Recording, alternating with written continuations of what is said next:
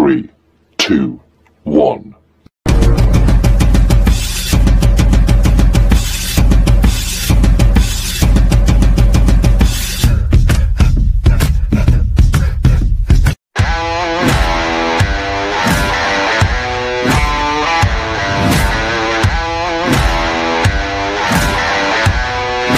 Are you ready?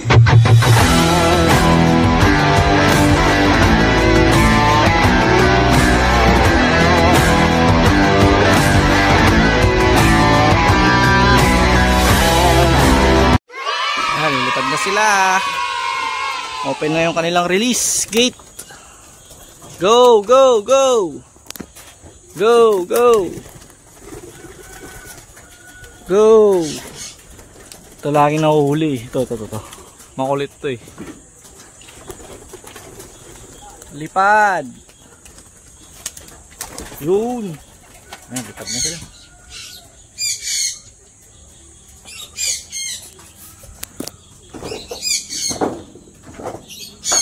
Ito laging nahuhuli itong si Red Bar.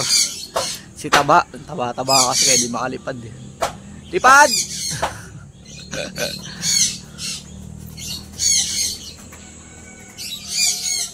Mga kasama mo. Nakanya lipad.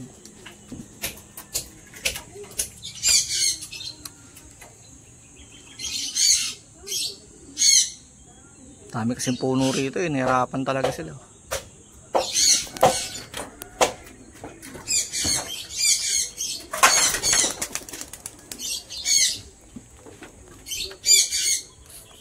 Si Taba, di makalipad. Si Taba wala. Napugad si Taba. Loko-loko na batchoy na to. Di makalipad. Ano Taba? Di makalipad.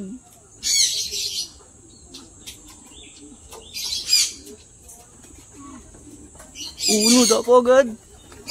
Ginagawa mo. Ang bihira yan. Lipad.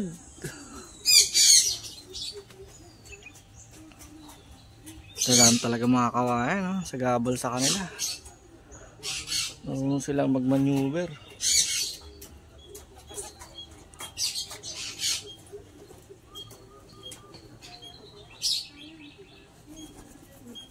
Daw po agad.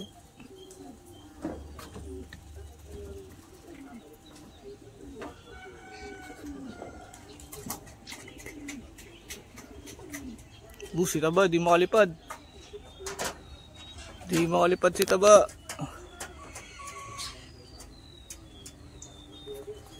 Na, dumapo na sila.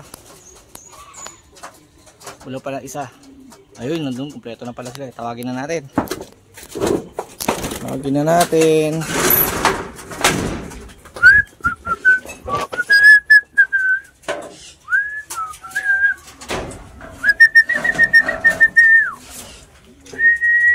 Uuna talaga si Taba, oh. Red Bar lagi nauuna eh, oh.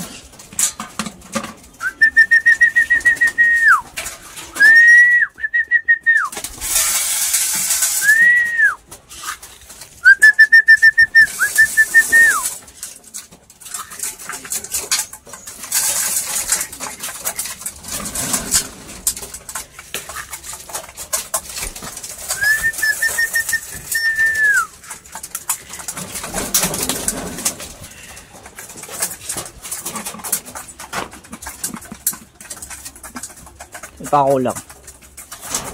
Yun, 7 sila, 6. At sila ng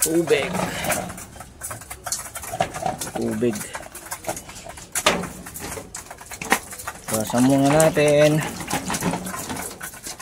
Tapon. Then sali tayo ng bagong energy drink. Yan, electrolytes.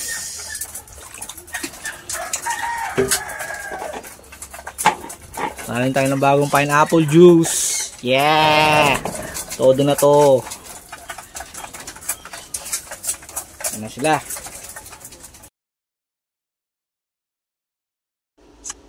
So ganyan kay Banatics yung ating ginagawa na training sa kanila. Sa umaga talagang pinapakawalan mo na sila, pinapalipad. para masanay silang lumipad at ma-build up yung stamina nila sa paglipad nila. So sa ngayon, mabilis silang bumaba, mabilis silang mapagod. Pero katagalan ng training nyo sa araw-araw na ganyan ang routine nila, tatagal din yung kanilang paglipad at mababawasan yung hingal nila. Syempre, bibigyan natin sila ng mga supplements sa mga vitamins para matagalan nila yung yung paglipad nila, para tumagal sila at least 1 hour.